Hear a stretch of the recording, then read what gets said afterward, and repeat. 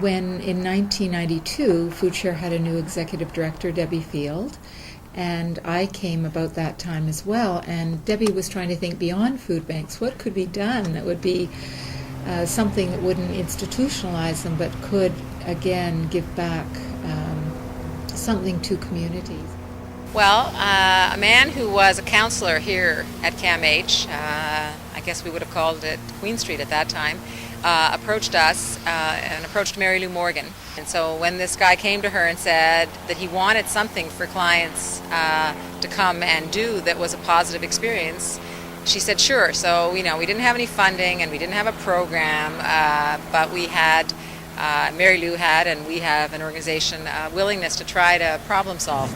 We have these boxes that have to be washed. So they began coming to the warehouse and washing out the green baskets with a hose every week or every other week. And that began then years of people coming from CAMH to our warehouse, sometimes staying for lunch, sometimes not, coming, sometimes eating some healthy food, sometimes not. And then the people of the United Way were interested in projects that could potentially create some businesses within the ex-psychiatric or current psychiatric community. And so we developed this idea of a green box company that would wash out boxes. And through this time, we began to see the benefits of actually doing a more complex program with people who were users of psychiatric services or psychiatric clients. And we got some funding to do some cooking lessons and some giving of food on a more regular basis. And there was one of my favorite stories was one of the participants went to his doctor, and his doctor said that, your cholesterol is really good this week, and, your blood pressure is nowhere near what it used to be. What's changed in your life since the last time you were here? And he said, well, nothing's changed except I go over to Pt.2 Center and I'm eating a lot more fresh fruit and vegetables.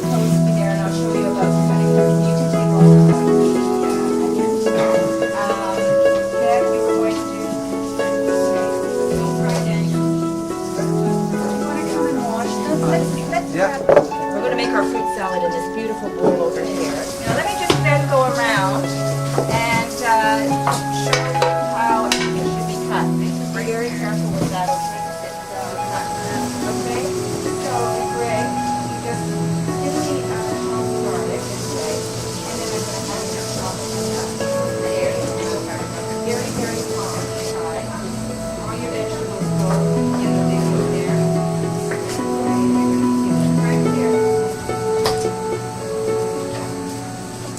Mary Lou Morgan, who's the manager at the Field-to-Table Center, through the involvement in the health food store, and she asked me if I would be interested in starting out to teach on a part-time basis to one of the first Focus on Food training programs. So that's basically how it started, and the whole training aspect and teaching aspect has really evolved to not only participants with the high-risk youth who take the training program at the center, but with women with breast cancer cooking classes, community cooking classes, and the Center for Addiction and Mental Health participants. We have sprouters and box washers, and as well as gardening participants. If you have any questions about some of the things that you really, really like, and you want some information on, just ask. Heather, looks like we cook a dinner for the Queen.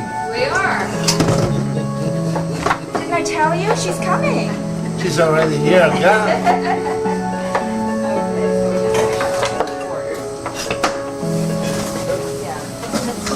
Okay, try to keep your workstation clean, okay? Because then it's less risk of something happening.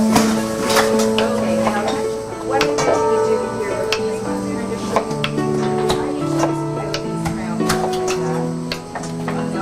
I love these classes. I love meeting you all, and thank you everybody for your hard work in putting this meal together. Yes, thank you So, for teaching us all. Anytime. Could you try it, everybody? And it makes it look so pretty on the plate, right? Okay, and the French say, bon appetit. About the same time as we were doing this, we invented a program that had us sprouting in a greenhouse setup, legumes of various kinds, then turning them into very good sprouts in bags that could be sold to health food stores. And so this seemed like a good addition for our partnership with CAMH. And over there is actually quite a nice greenhouse that dates back I'm sure, 100 years. So it became a good idea that instead of CAMH clients coming all the way over to our warehouse, which is in the east end of Toronto, that we could move some of our sprouting operation here. So we began another level of our partnership where, in fact, CAMH clients and participants in a variety of programs would bag sprouts and cut them and water them. They're very delicate. The leaves and the stems. Yeah, we'll take the trays out. This is ready to compost. You are whipping me with that hose.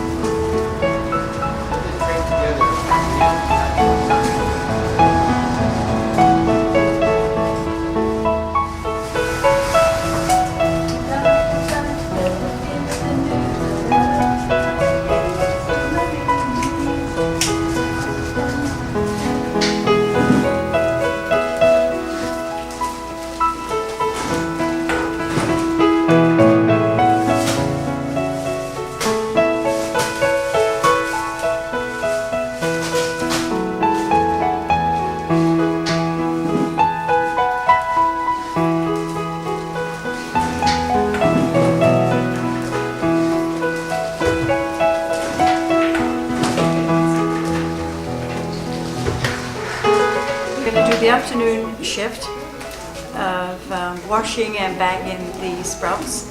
This morning, because it's Canada Day, I was really impressed. The whole crew showed up, so there was a whole total of 6 people, so we really got through a lot of work.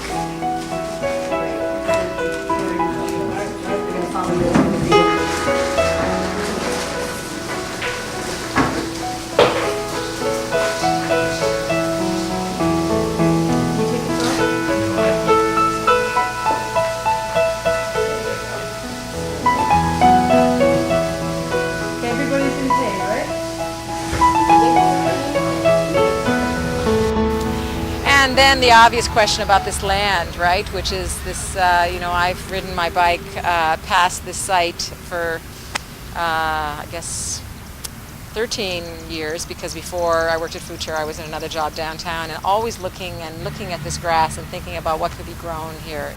And so we have been looking for land for a long, long time, and all of a sudden CAMH said, well, we have land, so it was, all these things grew from small things into bigger things. So back in 2000, we actually went out to the community and asked for a set of ideas around social enterprise development, around working with the homelessness, for long-term solutions around community connections and employment and skills development.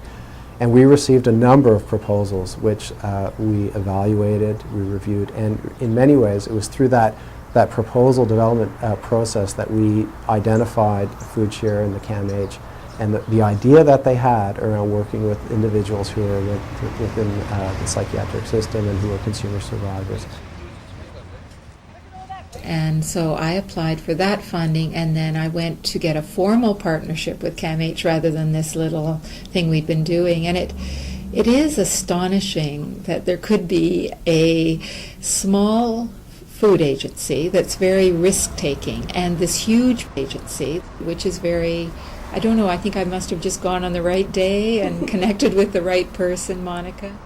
It's really key for us to work with community partners to create opportunities for people with serious mental illnesses and addictions. It's also an important way of building capacity for people who are consumers of the system. Working with Food Share has enabled us to create some really exciting opportunities for our clients, give them the opportunity to work alongside people who are not part of the mental health system. So it's a way of integrating them into the community. It's been a way of building awareness and understanding within another organization. So certainly it's been very meaningful for us. And suddenly there was a partnership, and then we made every attempt to try to formalize the partnership by them having sessions of employability? First of all, employment was identified as an overarching issue in our strategic planning process a number of years ago.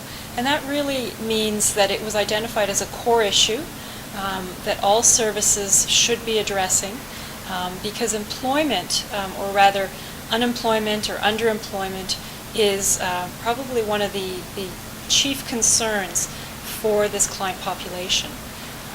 Anywhere between 75 and 95% of people with serious mental illnesses are unemployed. So we know that it's a very important issue. We also know that work is very meaningful to people. It defines who we are. It provides us with meaningful routines and structures, as well as an income.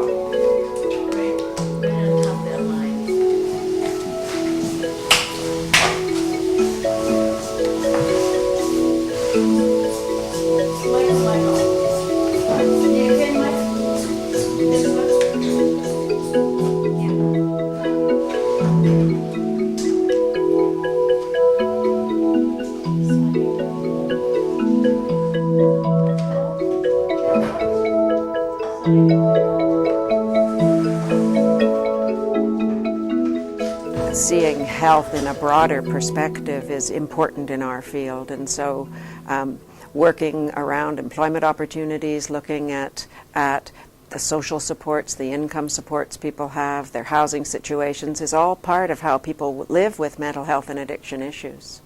Unlike an acute care hospital, you go in with your broken leg, you come out, your leg's fixed, and on you go.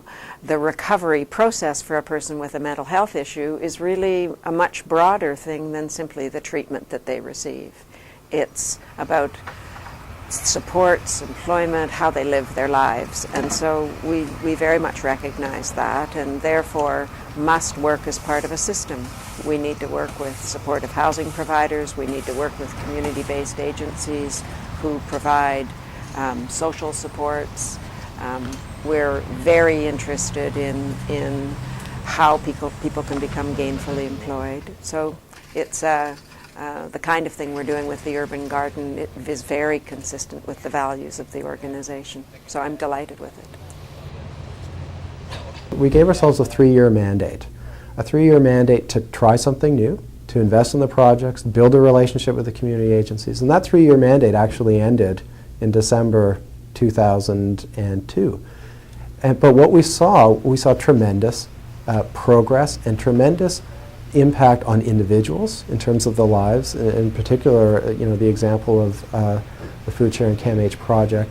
The other thing that we saw was tremendous spin-off benefits. We saw community-based organizations partnering with business, partnering institutions and community-based agencies coming together, and we saw the product of, in particularly at the Food Share CAMH project, where the community was integrating around the health facility, and it was resulting in an engagement that went beyond just the dollars that we were investing. And as a funding partnership, we saw that the benefit, and we said, well, we need to actually continue our investment in these types of activities, and we needed to focus on not just supporting what we developed, but actually growing with the projects in a way that we would actually allow them to continue to have their impact in the community by ongoing support for another 3-year mandate.